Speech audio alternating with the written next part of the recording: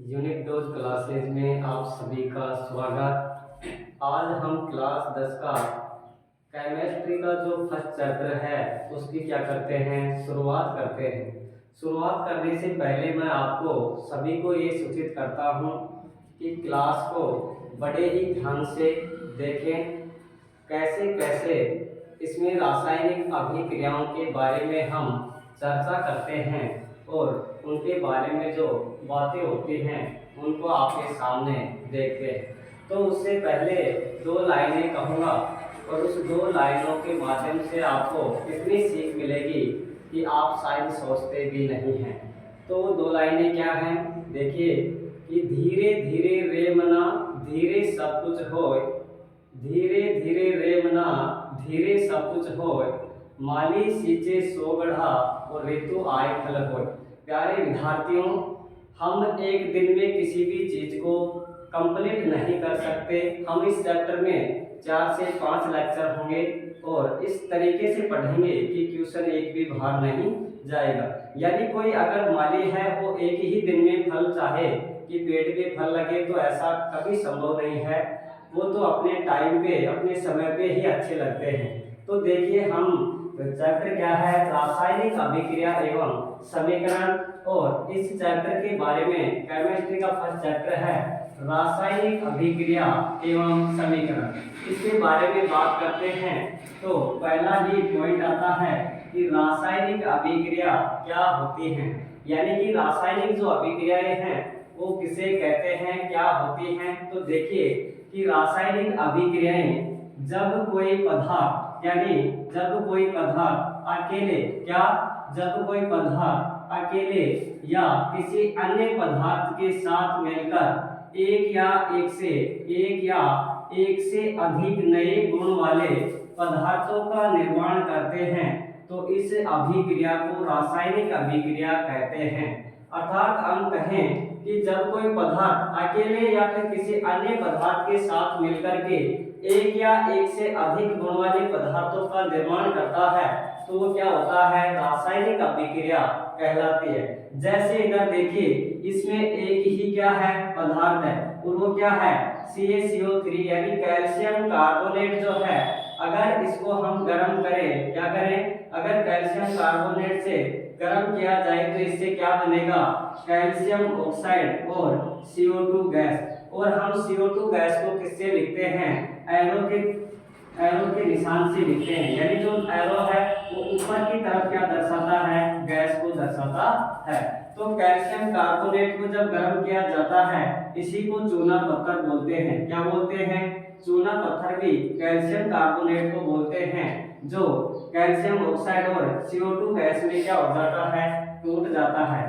अब इधर वाले यानी इस तीर के निशान के जो पीछे है उसको क्या बोलते हैं, अभिकारक। क्या बोलते हैं, इसको बोलते हैं अभिकारक। ध्यान दें, तीर के निशान के पीछे वाले भाग को यानी हमेशा बाईं तरफ के हिस्से में क्या लिखा जाता है, अभिकारक। और तीर के दाईं साइड यानी तीर के दाईं तरफ या तीर के सामने क्या लिखते हैं, उत्पाद। क्या लिखते हैं, उत्पाद लिखा जाता है।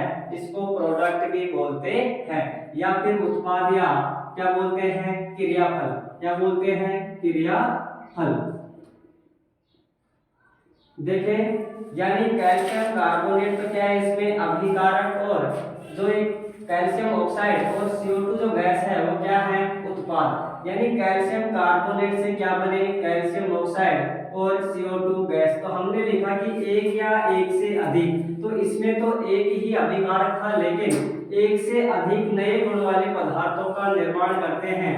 तो देखो इसके अंदर जो उत्पाद है, क्या इसके अंदर जो उत्पाद है वो क्या है, H2O और ऑक्सीजन। यानी कि जल की अभिक्रिया अगर ऑक्सीजन से करवाएं तो क्या बनता है, सॉरी हाइड्रोजन की अभिक्रिया। क्या है भाई, हाइड्रोजन की अभिक्रिया ऑक्सीजन से जब करवाते हैं तो क्या बनता है, जल बनता है। क्या बनता है, जल। और ये क्या कहलाता है, इधर उत्पाद। क्या कहलाता है, उत्पाद। तो देखें कि तीर के निशान के पीछे वाला जो होता है वो क्या होता है, उत्पाद। क्या होता है, उत्पाद। और तीर के निशान के सामने जो होता है वो उत्पाद कहलाता है। और ये पीछे वाला क्या है, अभिकारक। क्या है, अभिकारक। ये कहलाता है अभिकारक। तो और इस अभिकारक या फिर उत्पाद के मध्य जो धन चिन्ह लगाते हैं, जो प्लस का चिन्ह लगाते हैं, इसको क्या बोलते हैं? धन। यानी कि हाइड्रोजन धन ऑक्सीजन मिलाने से क्या बनता है? जल बनता है। क्या बनता है? जल बनता है। तो देखिए आगे चर्चा करते हैं और वो आगे क्या है इसके अंदर बात करते हैं किसकी।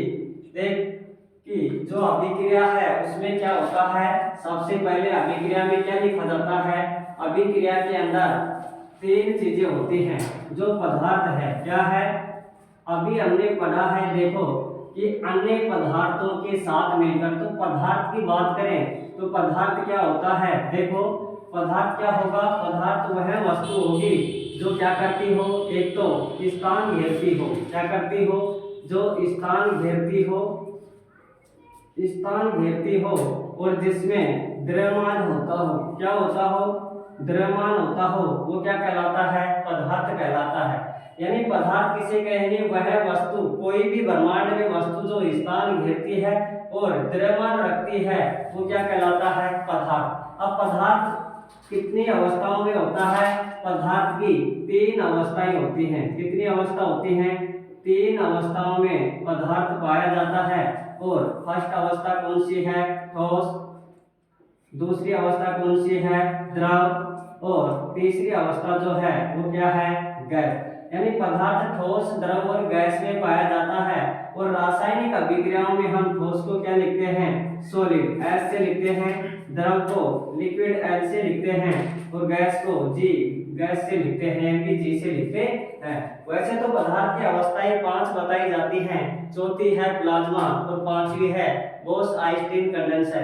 तो हम तुम्हारे चैप्टर के हिसाब से पढ़ें तो कितनी होती हैं? 3 होती हैं, ठोस, द्रव और गैस। तो हम आगे देखते हैं ठोस को तो लिखते हैं किससे? एस से, द्रव को लिखते हैं एल से और गैस को लिखते हैं जी से।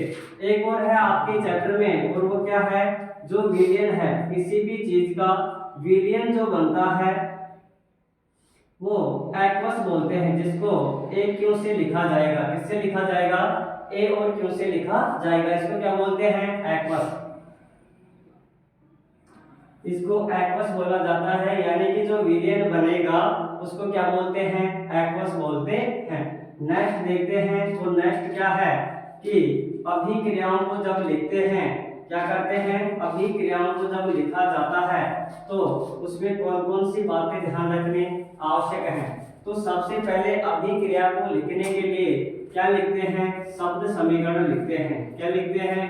शब्द समीकरण लिखा जाता है। और शब्द समीकरण क्या होता है? इधर देखें शब्द समीकरण। तो शब्द समीकरण में अगर हम पहली बात करें तो क्या होता है? देखिए आपकी किताब में 3-4 उदाहरण हैं। वो कैसे हैं देखें। यानी कि कागज का जलना क्या है? कागज का जलना। उससे जो एग्जामिनर है वो सिर्फ इतना देता है कि कागज का जलना। अब हमको इसको कह देगा कि शब्द समीकरण में लिखें या फिर रासायनिक समीकरण में इसे लिख के दिखाएं। तो शब्द समीकरण में अगर हम लिखेंगे तो कैसे लिखेंगे? देखिए शब्द समीकरण में तो कागज को क्या बोलते हैं? कार्बन। क्या बोलते हैं? कार्बन। और कार्बन को अगर जलाएंगे तो क्या चाहिए? ऑक्सीजन गैस चाहिए। यानी कि कार्बन को जलाने के लिए क्या चाहिए? ऑक्सीजन गैस चाहिए। और क्या बन जाएगा? सॉरी, हमें शब्द समीकरण लिखना है ना, तो क्या लिखेंगे? कार्बन प्लस ऑक्सीजन, ऑक्सीजन और क्या बनाएगा? Carbon dioxide. क्या बनाएगा? Carbon dioxide. कार्बन डाइऑक्साइड का निर्माण करेगा। तो ये तो हो गया हमारा शब्द समीकरण। यानी कि कागज का जलना, कागज कार्बन जलने से ऑक्सीजन किससे जलेगा? ऑक्सीजन से।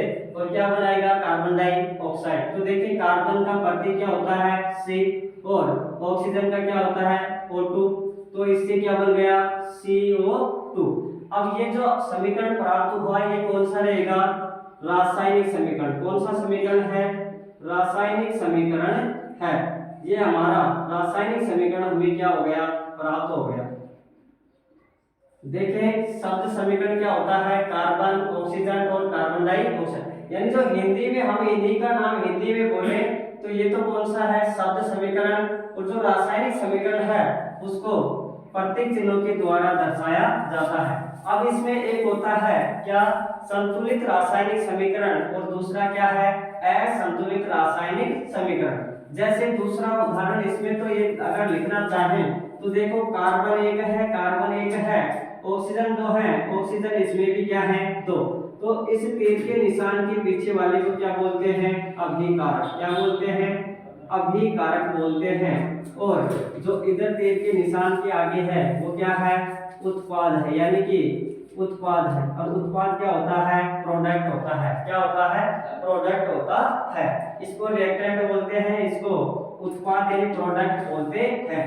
ये तो क्या है, पहले से ही संतुलित है। क्या है भाई, ये तो पहले से ही संतुलित है, संतुलित समीकरण है। लेकिन देखिए दूसरा उदाहरण आपकी किताब का, और वो क्या है कि जैसे मैग्नीशियम फीते का जलना, किसका, मैग्नीशियम फीते का जलना, मैग्नीशियम फीते का जलना, ये आपकी किताब का दूसरा उदाहरण है। और इसको जब हम लिखेंगे तो इसका शब्द समीकरण क्या होगा, शब्द समीकरण, और शब्द समीकरण लिखेंगे तो क्या हो जाएगा, मैग्नीशियम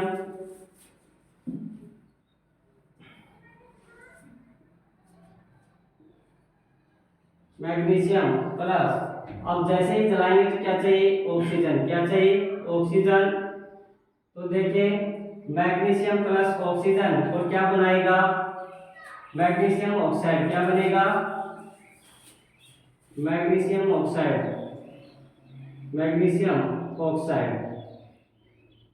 यहां से हमें एक चीज और मिलती है, यानी मैग्नीशियम क्या है, धातु है। और धातुओं की अभिक्रिया अगर ऑक्सीजन से करवाई जाए तो हमें क्या मिलते हैं, ऑक्साइड प्राप्त होते हैं। क्या मिलते हैं, धातुओं के ऑक्साइड प्राप्त होते हैं। ये भी यहाँ से एक लाइन क्लियर होती है। और अब हम अगर लिखें रासायनिक समीकरण, इसी का क्या लिखें, रासायनिक समीकरण लिखेंगे तो वो क्या होगा, देखें मैग्नीशियम को किससे लिखते हैं, Mg से। किससे लिखते हैं, Mg से। और ऑक्सीजन क्या हो जाएगा, O2, इससे क्या बनेगा, MgO। क्या बनेगा, MgO, यानी मैग्नीशियम ऑक्साइड।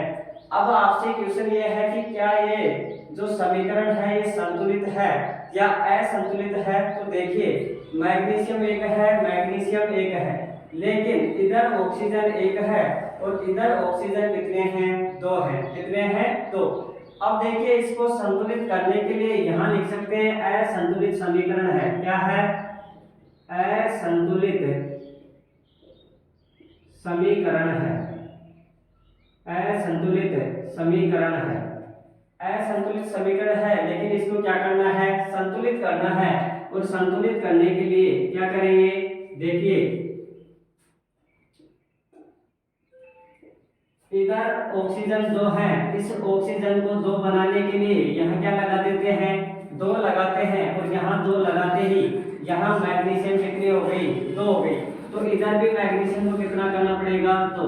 तो ये क्या हो गया, संतुलित रासायनिक समीकरण हो गई, यानी कि 2 Mg, इधर भी 2 Mg, ऑक्सीजन दो, इधर भी ऑक्सीजन कितने हो गई, दो। ध्यान रखिए बच्चे सभी, अगर हमें कुछ भी आगे पीछे नहीं लगाना है, जहां जैसे वहां नहीं लगाना, सिर्फ और सिर्फ कहां लगाना है, आगे। अगर किसी भी अभिक्रिया को संतुलित करते हैं तो उसमें आगे लगाया जाता है, जहां भी लगाए तो कहां लगाए, आगे। ऐसे नहीं कि यहां से मिटा करके और यहां टू चेप दें, चेपना नहीं है किसी को भी। अगर यहाँ टू करेंगे तो गलत है अभिक्रिया, यानी कि ऑक्सीजन आपको दो करना है और आप ऐसे नहीं कर सकते। तो ये दो कहाँ लगेगा, सिर्फ और सिर्फ कहाँ लगता है, आगे लगता है। तो हमने क्या क्या पढ़ा, शब्द समीकरण पढ़ लिया और रासायनिक समीकरण पढ़ लिया। नेक्स्ट देखें, और नेक्स्ट क्या है, तो नेक्स्ट जो है वो देखें कि असंतुलित जो समीकरण है, क्या है, असंतुलित, असंतुलित समीकरण। और इस असंतुलित समीकरण को और इस नाम से जानते हैं, असंतुलित समीकरण को अन्य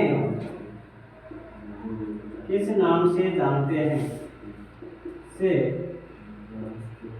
जानते हैं। तो इसको अन्य किस नाम से जानते हैं, वो है कंकाली समीकरण। क्या है, कंकाली समीकरण। असंतुलित समीकरण को कंकाली समीकरण के नाम से जानते हैं। और अन्य नाम और क्या है इसका, ढांचा समीकरण। क्या है, इसको ढांचा समीकरण के नाम से भी इसको क्या करते हैं, जानते हैं। तो असंतुलित समीकरण को कंकाली समीकरण में ढांचा समीकरण के नाम से जानते हैं। नेक्स्ट देखते हैं, और नेक्स्ट क्या है देखें। एक होता है क्या, देखिए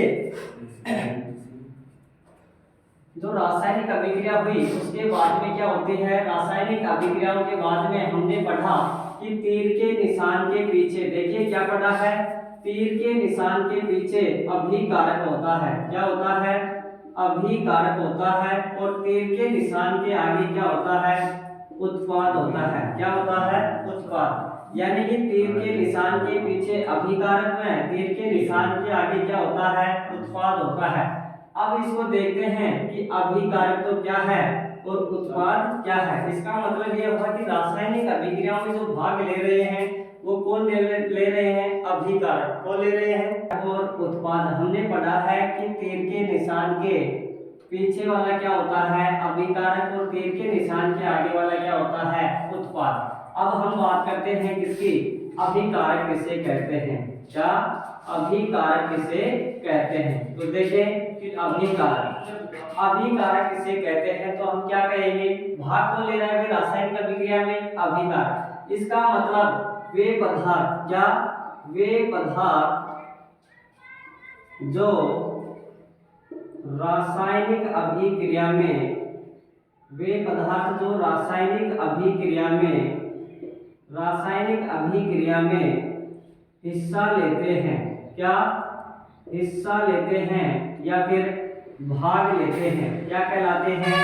देखिए अभिकारक किसे कहेंगे, वे पदार्थ जो रासायनिक अभिक्रिया में हिस्सा लेते हैं क्या कहलाते हैं, रासायनिक, क्या कहलाते हैं, अभिकारक कहलाते हैं। अभिकारक कहलाते हैं। तो देखिए इसका उदाहरण अगर हम देखें जैसे, तो क्या होगा, जैसे Mg प्लस O2, तो क्या बनेगा इधर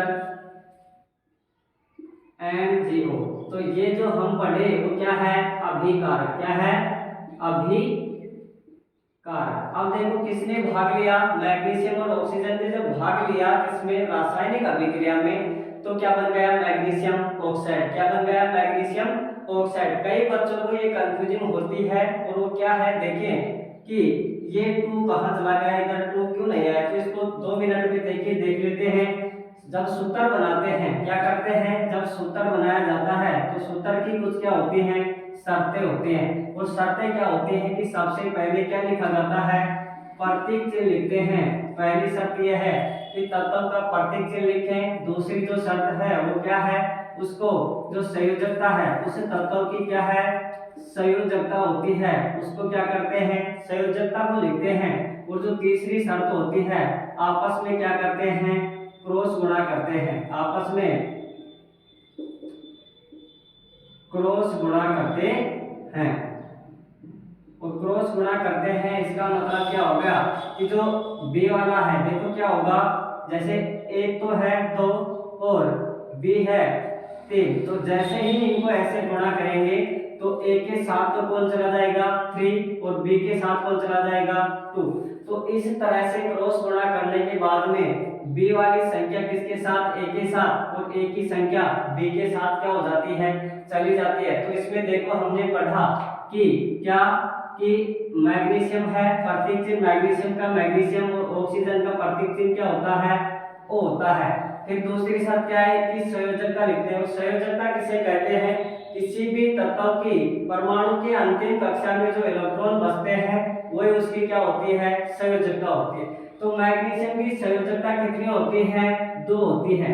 यानी कि पहली कक्षा में कितने बढ़ते हैं, 2, दूसरी में कितने 8, तीसरी में कितने 8, ऐसे तत्वों को भरा जाता है, या फिर अष्टक नियम के अनुसार भरेंगे तो 2, 8, 18 और 32 के नियम से क्या करते हैं, तत्वों को भरा जाता है। बोर एंड बरी नाम का एक वैज्ञानिक था, उसने 2n² का क्या दिया था, सूत्र दिया था, और इस सूत्र की सहायता से कक्षाओं में क्या करते हैं, इलेक्ट्रॉन भरते हैं। जैसे पहली कक्षा में इलेक्ट्रॉन भरना हो तो क्या करेंगे, पहली कक्षा में जैसे ही इलेक्ट्रॉन भरेंगे तो 2 तो अपनी जगह पे है, लेकिन n क्या होता है इसमें, कक्षाओं की संख्या, क्या, कक्षाओं की संख्या, नंबर ऑफ कक्षा, तो 1 का क्या हो जाएगा, स्क्वायर। तो ये पहली कक्षा में कितना आया, कितना आएगा, 2। दूसरी कक्षा में जैसे ही एंट्री करेंगे तो n यानी दूसरी कक्षा, और दूसरी कक्षा में कितने हो जाएंगे, कितने हो जाएंगे, 8, कितने हो जाएंगे, 8, यानी 2 दूनी 4 और 4 दूनी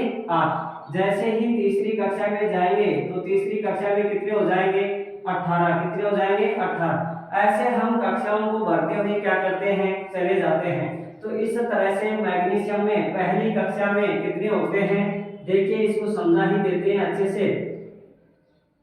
किसी भी परमाणु का जो नाभिक है वो धनावेशित होता है, उसके अंदर याद रखना कैसे, पेन से याद रखना, किससे, हम इसमें समझते हैं कि पेन को रखे हैं, किसको रखे हैं, पेन को, पेन पी और एन यानी कि नाभिक में कौन कौन होता है, प्रोटॉन और न्यूट्रॉन, और जो बाहर कक्षाओं में चक्कर लगाता है वो क्या होता है, इलेक्ट्रॉन होता है। क्या होता है प्यारे स्टूडेंट, इलेक्ट्रॉन होता है।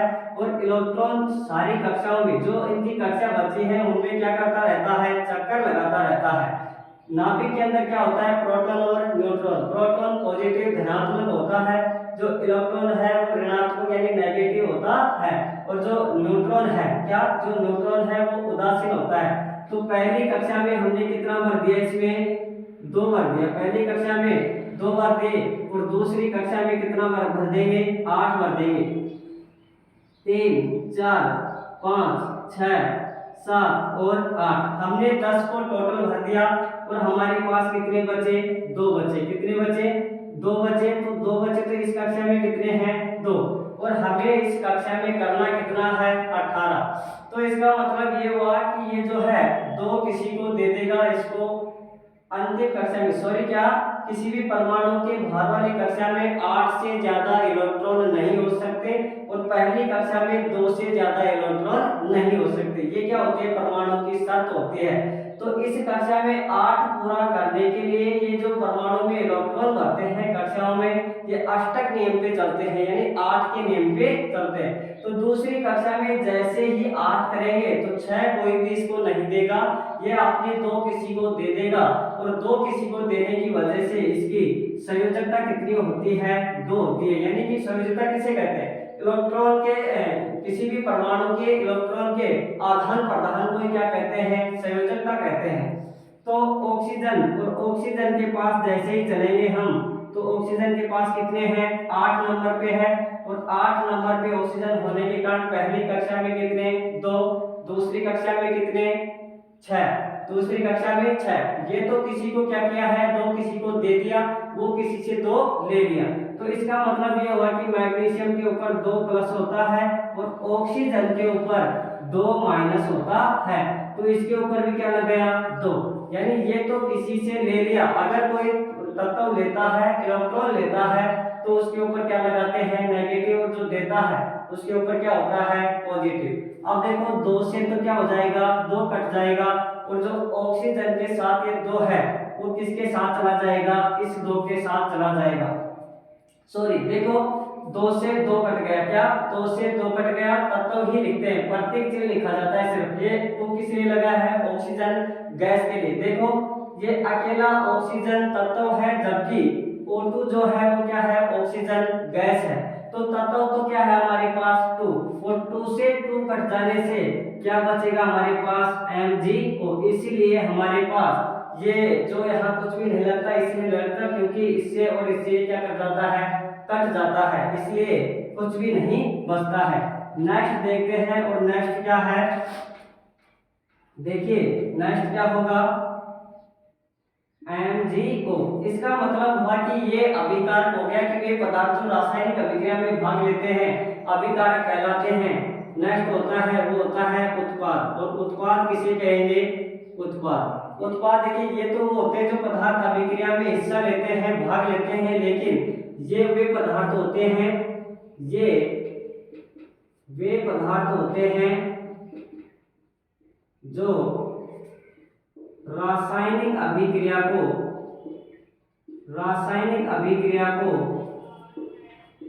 पूर्ण होने पर, रासायनिक अभिक्रिया को पूर्ण होने पर हमें प्राप्त होते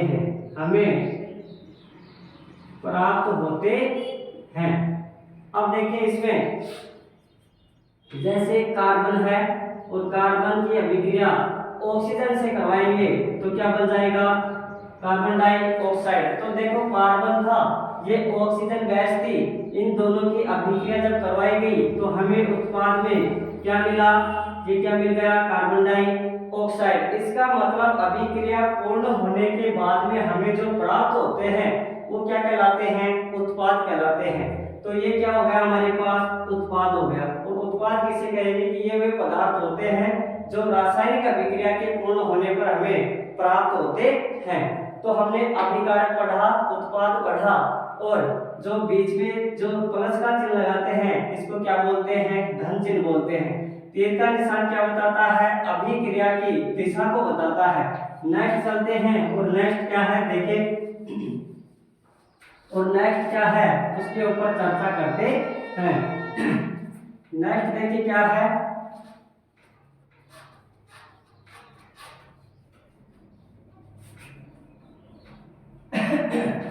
नेक्स्ट जो है वो है रासायनिक अभिक्रिया को लिखने का तरीका क्या क्या होता है।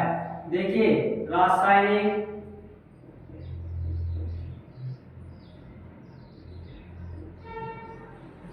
अभिक्रिया, क्या, रासायनिक अभिक्रिया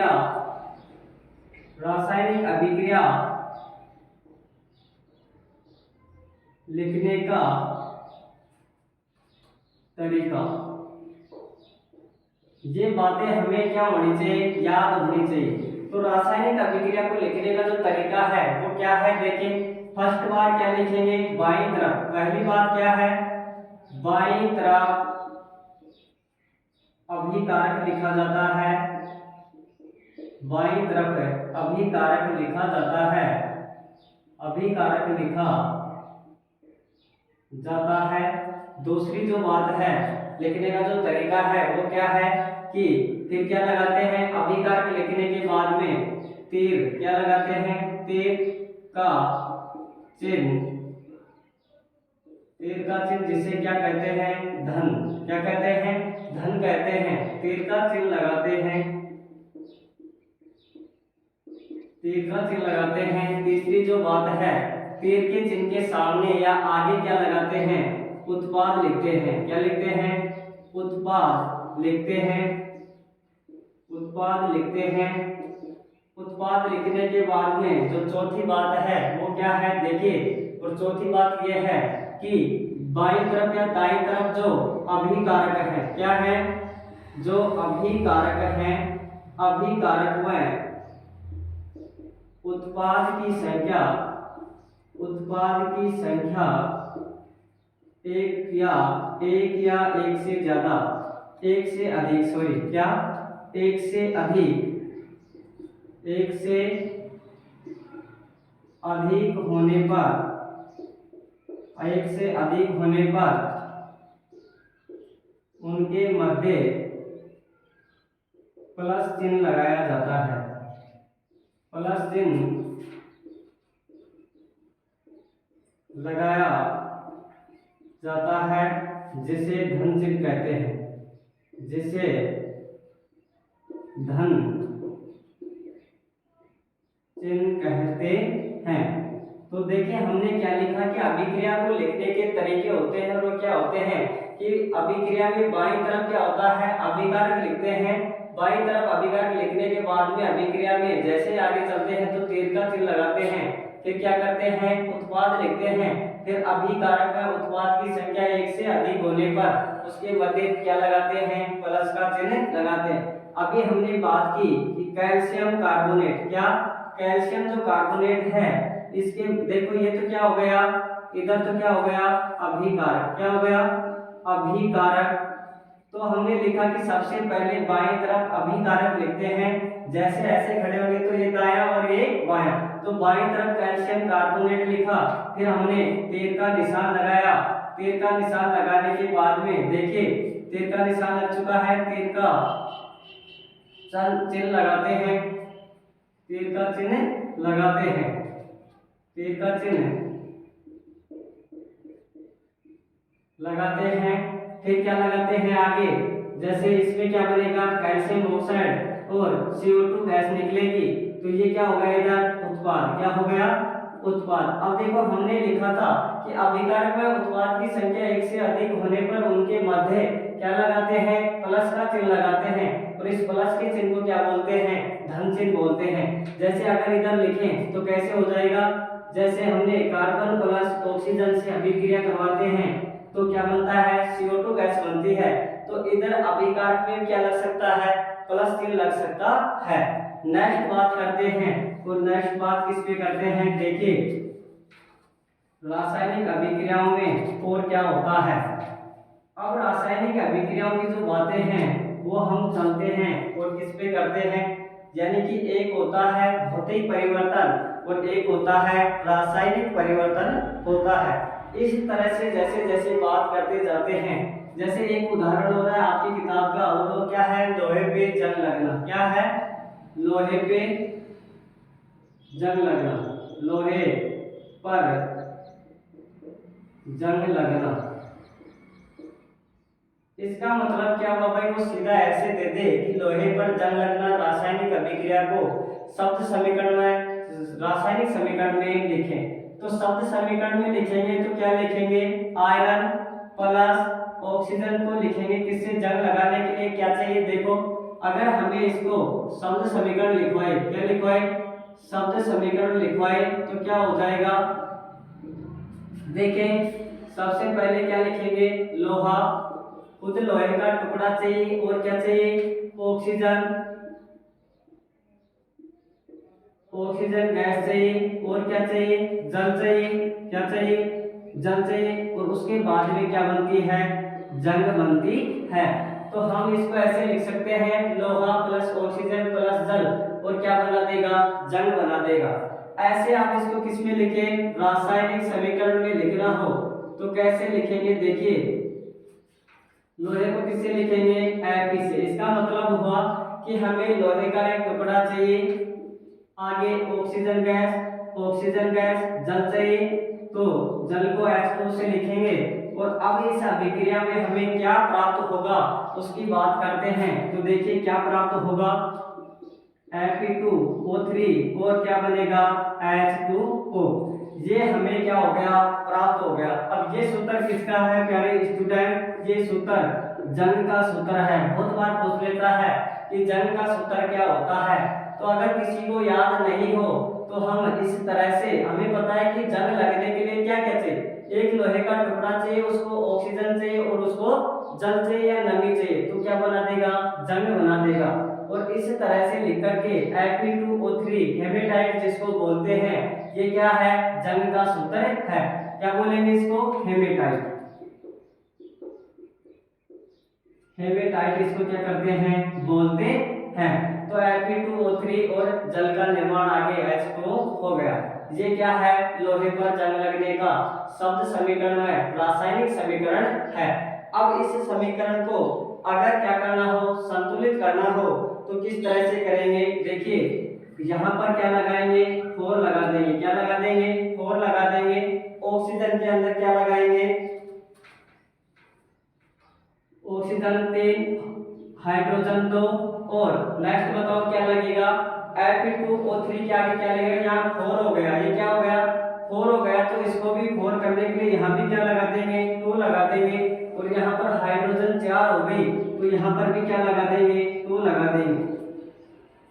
अब देखो इसको देख लेते हैं, 4Fe, 2 दूनी 4, 4Fe हो गया।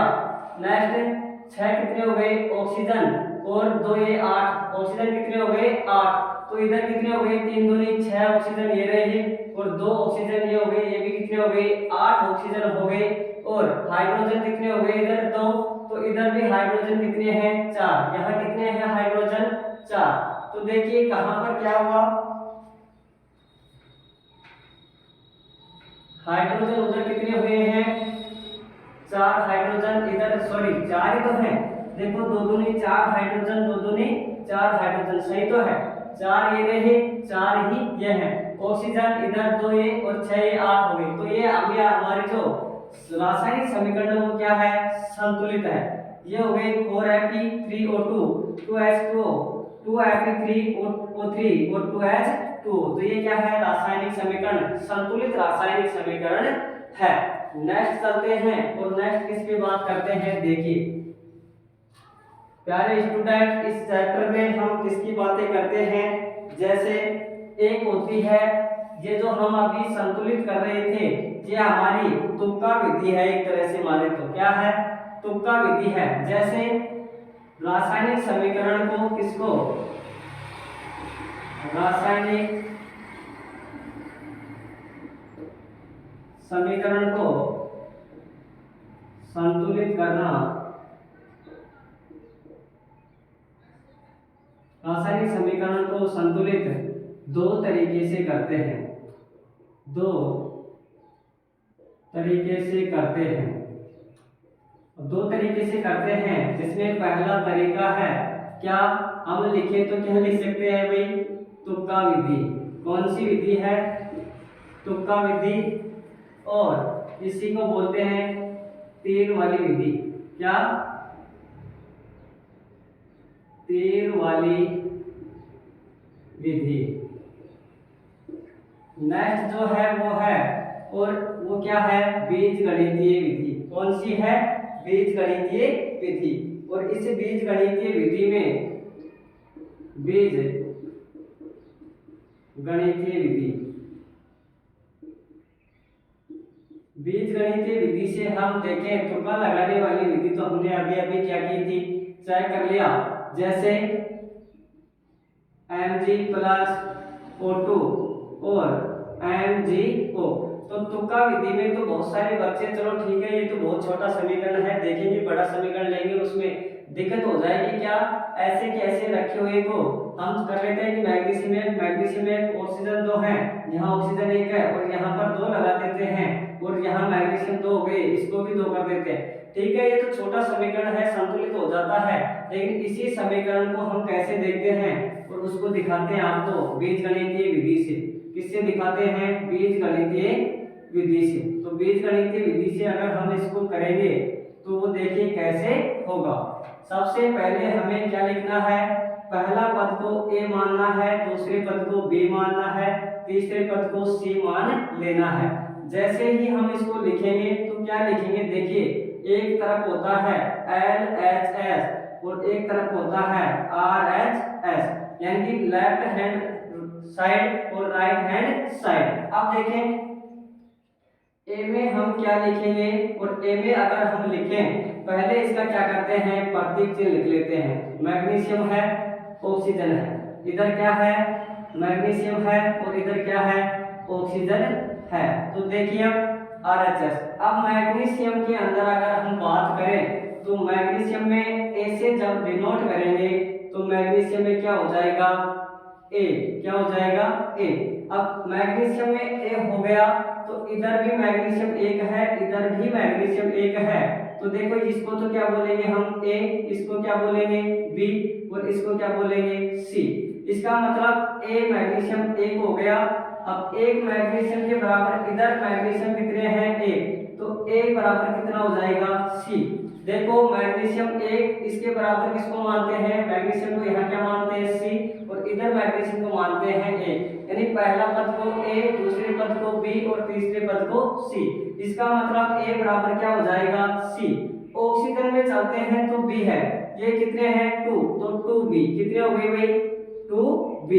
देखें ऑक्सीजन बी पे है, इसको किससे लिख देंगे 2b से। अब ऑक्सीजन इधर कितना है a, तो इधर क्या लिख देंगे हम 2b बराबर क्या हो जाएगा 1c। इसका मतलब एक ही इधर क्या है ऑक्सीजन, तो c क्या लिख देंगे 1 लिख देंगे। नेक्स्ट जब हम चलेंगे तो हम क्या लिखेंगे, देखो कि अब मान लेते हैं ये तो हमारा समीकरण कौन सा हो जाएगा पहला समीकरण, और ये कौन सा समीकरण रहेगा, दूसरा समीकरण। तो अब हम जैसे इसको नेक्स्ट करेंगे तो माना a बराबर 1, हमेशा जिस भी अभिक्रिया को हम बीजगणितीय विधि से सोल्व करेंगे तो उसमें a बराबर 1 मानना ही पड़ेगा। हमेशा कोई भी अभिक्रिया हो तो a बराबर 1 मानते हैं, तो a बराबर क्या है, c। तो हम लिखेंगे देखो कि a बराबर क्या है, c। ये क्या है हमारा पहला समीकरण। तो a बराबर तो 1 होता है ना, तो मैं यहाँ लिख सकता हूँ ना कि c बराबर 1। इसका मतलब क्या हुआ, a बराबर क्या होता है, c, और a बराबर हमने 1 माना तो c बराबर क्या हो जाएगा, 1। यानी c बराबर a है तो a की जगह हम a रखें तो c बराबर क्या आ गया, 1 आ गया। ये हमारा पहला समीकरण हो गया। अब दूसरे समीकरण से जैसे ही देखते हैं तो देखो समीकरण नंबर 2, और समीकरण नंबर 2 क्या है उसको देखते हैं। 2b बराबर क्या है, 2b बराबर c। इसका मतलब क्या हुआ प्यारे स्टूडेंट कि 2b, और मेरे पास b अभी आया नहीं, c मेरे पास पहले से कितना है, 1। c बराबर कितना है, 1। तो मैं इसको ऐसे लिख सकता हूँ ना कि 2b बराबर 1, यानी c बराबर कितना है, 1। तो 2b बराबर क्या हो जाएगा, 1। और नेक्स्ट जैसे ही लिखूंगा तो b बराबर क्या हो जाएगा, 2 का चला जाएगा इसके नीचे। इसका मतलब a भी आ गया और b भी मेरे पास आ गया। अब देखो समीकरण क्या था हमारे पास, mg प्लस O2, और नेक्स्ट क्या था, MgO। अब देखो मैग्नीशियम A है, A मेरे पास क्या आया था, 1। मैंने माना था A कितना है, 1, तो यहाँ क्या लगा देंगे, 1। नेक्स्ट देखें B, O2 क्या है हमारे पास, क्या था, B, और B मेरे पास क्या आ गया, 1/2। तो मैं यहाँ पर क्या लगा दूंगा, 1/2। क्या लगा दूंगा, 1/2। अब इसको जैसे ही संतुलित करेंगे तो देखो क्या हो जाएगा, जैसे हम इसका एलसीएम लेंगे, जैसे हम इसका एलसीएम लेंगे तो देखो इससे क्या हो जाएगा, एलसीएम में 2 नीचे आएगा, और 2 नीचे आने की वजह से mg क्या हो जाएगा, 2mg। यानी 2 नीचे से एलसीएम में 2 आएगा और वो 2 का चला जाएगा मैग्नीशियम के साथ गुणा हो जाएगा, और नेक्स्ट क्या हो जाएगा, अब देखो इसका ये 2 क्या हो जाएगा भाई, नीचे के 2 से 2 कट जाएगा और क्या बच जाएगा, 1 सो लिखो चाहे मत लिखो, ऑक्सीजन कितना हो जाएगा, 2। और इसके साथ भी एलसीएम का 2 क्या हो जाएगा, गुणा हो जाएगा, और ये क्या बन जाएगा, 2MgO। इस तरह से हमारी अभिक्रिया क्या होती है, संतुलित होती है, किससे, बीजगणितीय विधि से। ये हमारा कौन सा विधि है, बीजगणितीय विधि। दोबारा देखें LHS और RHS, इधर सिर्फ किसको लिखना है, तत्वों को लिख लेना है, मैग्नीशियम है और ऑक्सीजन है, दोनों है। अब देखो प्रथम पद को A, दूसरे पद को B और तीसरे पद को C। गलत होने के चांस कम होते हैं प्यारे विद्यार्थियों।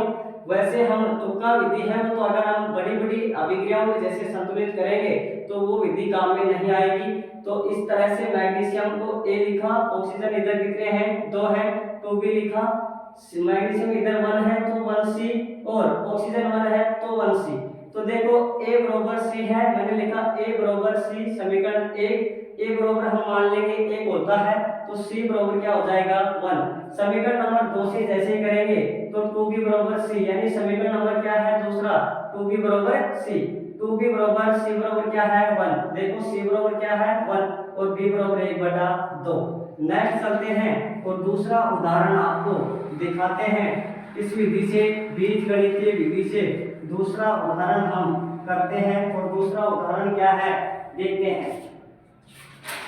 तो दूसरा जो उदाहरण है वो बहुत अच्छा उदाहरण है, FeH2O। देखो FeH2O,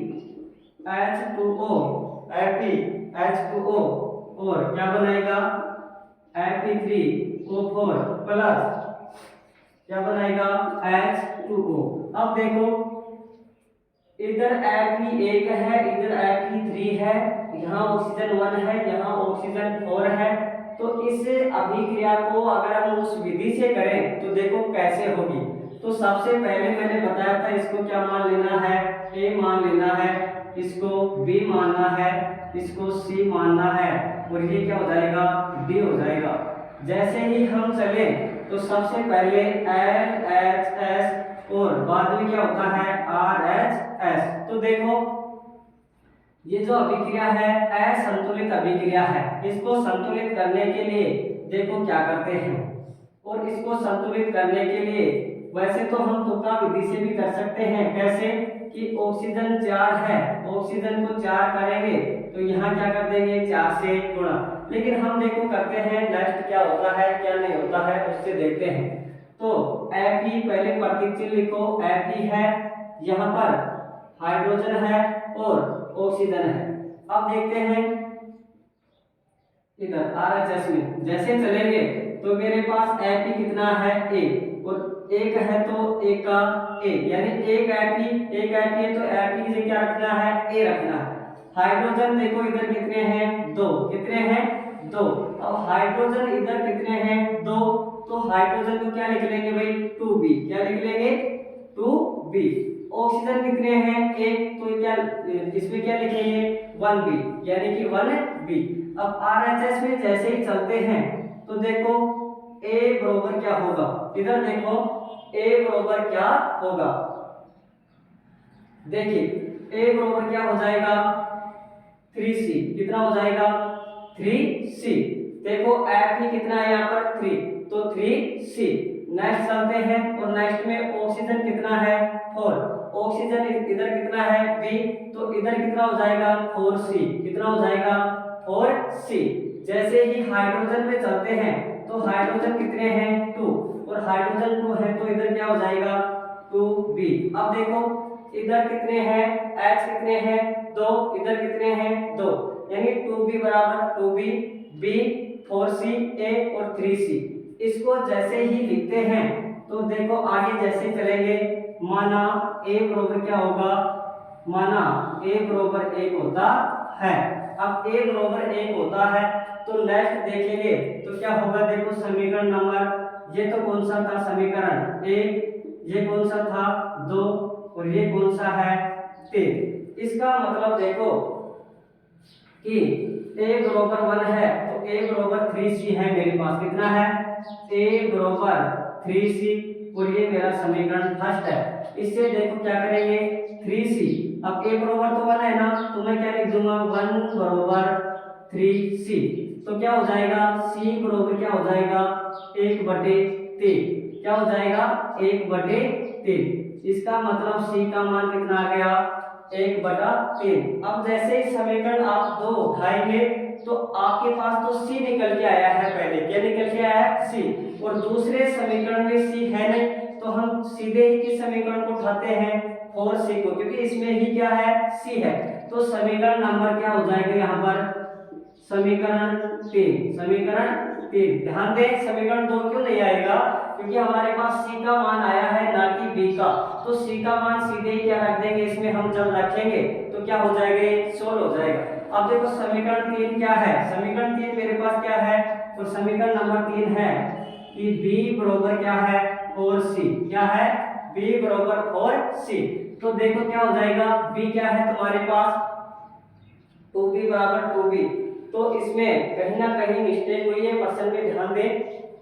Fe1 2 2B, हाइड्रोजन 2, इधर हाइड्रोजन 2, सॉरी ये क्या है भाई D, क्या है D है ना, तो 2D हो जाएगा, कितना हो जाएगा 2D। अब देखो जैसे ही इसमें चलते हैं और दूसरा समीकरण क्या है हमारा 2B बराबर 2D, कितना है 2B बराबर 2D। तो देखो इसमें क्या हो जाएगा B बराबर जब रखेंगे तो B बराबर क्या हो जाएगा 4C है, तो मैं जैसे ही रखूंगा तो क्या हो जाएगा C बराबर क्या हो जाएगा 4/B, क्या हो जाएगा सॉरी B बराबर क्या होगा, क्या हो जाएगा C/4, और C का मान आपके पास पहले से ही कितना है 1/3। अब देखो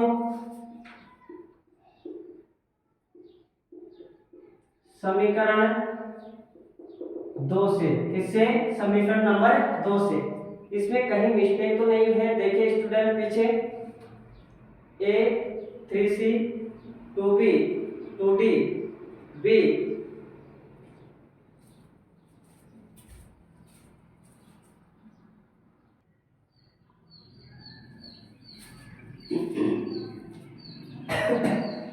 देखो Fe1 यहाँ तक तो ठीक है 4c। अब देखो a बराबर 3c, ये भी ठीक है। 2d है ठीक। c बराबर 1/3, ये भी ठीक है। समीकरण 3 ये भी ठीक है। तो फिर कहाँ गलती हुई है इसमें? देखिए यहाँ पर क्या होगा, क्या होगा, हमारे पास b बराबर क्या हो जाएगा, 4 मेरे पास आ गया और c कितना है 1/3, कितना है 1/3। तो ये क्या हो जाएगा b बराबर 4 एकम 4 और 3 एकम 3। इसका मतलब b कितना आ गया 4/3, कितना है 4/3।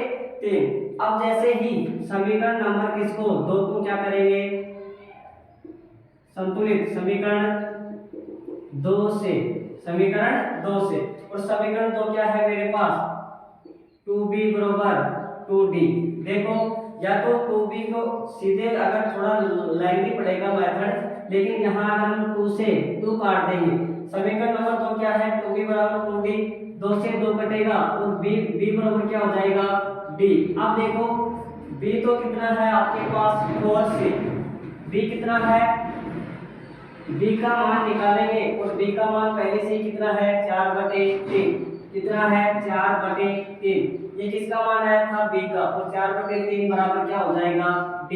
इसका मतलब d का मान भी क्या हो गया, देखो a मैंने माना था a बराबर 1 है, b का मान 4/3 है और d का मान क्या है 4/3 है, 4/3 है। अब देखो नेक्स्ट चलते हैं, नेक्स्ट क्या है उस पे क्या करते हैं, चर्चा करते हैं। अब देखो जैसे ही हमारा समीकरण था तो उसमें रखते हैं a बराबर क्या था भाई 1, तो यहाँ पर क्या लगाए 1, a क्या था 1। नेक्स्ट है, और नेक्स्ट क्या है b, और b कितना आया 4/3, कितना आया 4/3। नेक्स्ट है, और वो क्या है c कितना आया 1/3, कितना आया 1/3।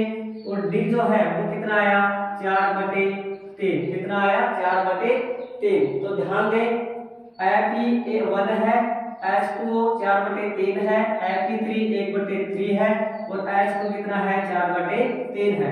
तो देखो एलसीएम जब लेंगे तो कितना आ जाएगा 3 का एलसीएम 3 आएगा। तो यहाँ 3 से गुणा जब होगा Fe, तो यहाँ पर कितना आ जाएगा 3, कितना आ जाएगा 3। और 3 से 3 इसमें क्या हो जाएगा कट जाएगा, जो एलसीएम का 3 आएगा उस 3 से ये 3 क्या हो जाएगा कट जाएगा, और यहाँ पर क्या बच जाएगा सिर्फ और सिर्फ 4 बचेगा। कितना बचेगा 4 बचेगा। इसमें भी 3 से 3 कट जाएगा तो यहाँ पर कुछ भी नहीं बचेगा। 1 लगाए चाहे ना लगाए, यहाँ 3 से 3 कट जाएगा, यहाँ पर 1 बचेगा, उसको नहीं लगाए तो भी अच्छी बात है। और यहाँ 3 से 3 कटने के बाद में यहाँ भी क्या बच जाएगा तुम्हारे पास 4 बच जाएगा। तो देखो a का मान a बराबर 1 था, b का मान तुम्हारे पास 4/3 है और d का मान क्या है 4/3 है, और c का मान जो है वो कितना है 1/3। ये हमारी बीजगणितीय विधि है। तो आपको मैं क्वेश्चन दे रहा हूँ HW, और आप उसमें करके दिखाएं, कमेंट सेक्शन में देखेंगे कि कौन सा बच्चा अच्छे से समीकरण को संतुलित करता है। बीजगणितीय विधि से करना है प्यारे स्टूडेंट, तो आपको मैं दे रहा हूँ और उसको कर लेना है। देखो क्या है FeO2 H2O और Fe2O3 प्लस क्या बनेगा H2O। आपको इसको कर लेना है, इसको HW है ये आपका, और इसको कमेंट सेक्शन में संतुलित करके हमें प्रोवाइड कराएं। थैंक यू, आपको धन्यवाद। इस क्लास को पसंद आए तो लाइक सब्सक्राइब करें और अच्छे से क्लास को पढ़ें।